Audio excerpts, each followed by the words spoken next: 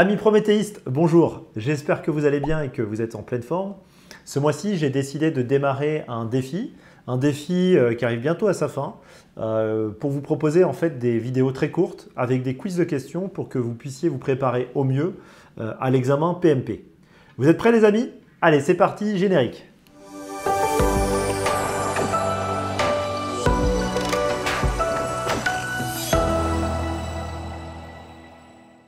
Quels sont les concepts définis dans le guide Scrum? Sélectionnez 3 réponses. Option A, Scrum Master. Option B, Product Owner. Option C, Chef de projet. Et option D, Daily Scrum. Allez, je vous laisse mettre la vidéo sur pause, le temps que vous puissiez réfléchir à la question et on se retrouve dans une poignée de secondes pour le débriefing. Alors allons-y, rentrons dans les arcanes de la question. La question, en fait, elle nous parle du guide Scrum. Donc automatiquement, si on nous parle du guide Scrum, ça signifie qu'on est dans une approche adaptative de gestion de projet, qu'on appelle aussi approche agile pour des raisons pédagogiques. Alors normalement, le guide Scrum, c'est quelque chose que vous devez connaître. Vous êtes déjà censé l'avoir consulté plusieurs fois, ce guide Scrum, ce framework Scrum, parce que c'est un des frameworks qui est le plus utilisé dans le monde de l'agilité. Et c'est un framework que vous devez quand même bien connaître. Et si ce n'est pas le cas, je vous invite fortement à le faire. Alors ici, si on décrypte la question elle nous demande en fait de parler d'un concept qui n'est pas défini en fait dans ce guide Scrum. Est-ce que le rôle de Scrum Master il est défini? Oui, ce rôle il est défini dans le guide Scrum. Pour rappel, ce rôle c'est un rôle de responsable. En fait, le Scrum Master, c'est responsable de la mise en place de la démarche Scrum. En fait, comme son nom l'indique, Master, Scrum Master, Master en anglais ça veut dire maître. En fait, c'est le maître des horloges, c'est le maître en fait la personne qui est redevable en fait de la bonne mise en place en fait de cette démarche. Donc ça, c'est un rôle qui est défini dans le framework Scrum. Ensuite, Product Owner. Le Product Owner, est-ce que c'est un rôle qui est défini dans le framework Scrum? Oui. En fait, le Product Owner, c'est qui? C'est le représentant du client. En fait, le Product Owner, il est responsable du produit. En fait, il est surtout redevable de la valeur. En fait, il a une très bonne compréhension du business. C'est le représentant du client. Il a une vision du produit. Il a une vision du business. Il maîtrise très très bien le business. Il sait vraiment là où est-ce qu'on doit aller. D'accord? Et c'est pour cette raison, d'ailleurs, que dans le guide Scrum, on dit que c'est celui qui va devoir maximiser la valeur du produit que l'équipe va chercher à obtenir. En fait, il va leur dire voilà ce que le marché a besoin.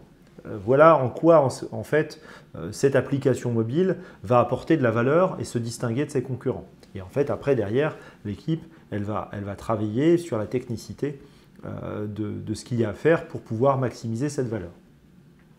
Ensuite, option 3. Est-ce que le rôle de chef de projet, est-ce qu'il est détaillé dans le guide Scrum? Eh bien non, c'était un petit peu le piège de la question. En fait, le rôle de chef de projet, en fait, il n'est pas… vous faites un petit CTRL F, vous allez voir qu'il n'est pas du tout détaillé en fait, dans le guide Scrum. Donc, ce n'était pas celui-ci. Puis Daily Scrum, bien sûr, cette option est bien décrite dans le guide Scrum. Pardon, je rappelle, en fait, c'est des petites réunions ritualisées d'une quinzaine de minutes qui vont permettre en fait, à l'équipe de se synchroniser par rapport au travail qu'il y a à faire et surtout par rapport à leurs obstacles. Donc, c'était l'option C par élimination. Mais j'ai une question à 1000 $ pour vous. Cette question n'était pas totalement anodine. Est-ce que vous savez si le jour de l'examen, le PMI, l'Institut du Management de Projet, est-ce qu'il va faire cette distinction lors des quiz que vous allez rencontrer? Eh bien, en fait, la réponse est non. En fait, vous allez souvent voir marqué dans les différentes questions, des libellés des questions, un chef de projet agile, ou encore un responsable d'une équipe agile, ou encore un team lead agit de telle ou telle façon.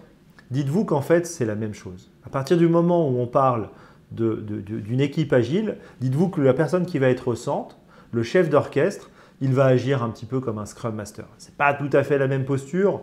La posture d'un chef de projet dans une approche prédictive de gestion de projet, il va avoir une posture hiérarchique une posture parfois transverse avec du pouvoir. Pouvoir de récompenser, pouvoir de planifier, pouvoir d'affecter des ressources, pouvoir de libérer des ressources, pouvoir, ça peut arriver, de sanctionner des ressources, etc., etc. Alors que dans une approche adaptative de gestion de projet, le Scrum Master, il ne va pas du tout avoir ce pouvoir. Il va avoir un rôle beaucoup plus on utilise l'expression de servant leader, hein, de serviteur. Il va faire le café.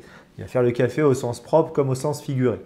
Hein, c'est vraiment quelqu'un qui va agir en tant que facilitateur de l'équipe et il va avoir une posture qui va être non hiérarchique sur l'équipe, puisque lorsqu'on travaille de façon adaptative, il n'y a pas forcément de notion hiérarchique. Hein, tout le monde est sur le même pied d'égalité, toute chose égale par ailleurs d'ailleurs.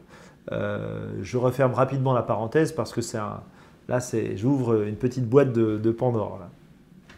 Alors, dites-vous que les Américains ont moins ces subtilités de langage que nous on a. Coach agile, le coach agile, c'est pas forcément le Scrum Master, et le Scrum Master, c'est pas forcément le chef de projet. Bref, vous avez affaire à un examen international qui va pas forcément rentrer dans le détail de ces choses-là. Il va vraiment parler de chef d'orchestre, de facilitateur, que ce soit dans une équipe prédictive ou dans une équipe agile. Retenez surtout ça pour votre examen. Donc voilà, c'était pour attirer votre attention sur ce sujet-là.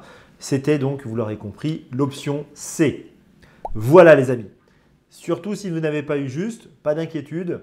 Il suffit juste de continuer de vous entraîner régulièrement sur les différents simulateurs de questions et vous allez voir que vous allez gentiment rentrer dans les différentes doctrines de prise de décision. Voilà, si cette vidéo vous a plu, vous pouvez, et que vous souhaitez bénéficier d'autres contenus gratuitement, vous pouvez vous abonner à la chaîne. Je compte sur vous aussi pour me mettre un petit pouce vers le haut, pour m'encourager, pour me soutenir et pour grimper dans le référencement du demi-dieu Google. Voilà, vous pouvez aussi aller faire un petit tour sur mon blog Promete, prome-t.com. Merci beaucoup et à très bientôt.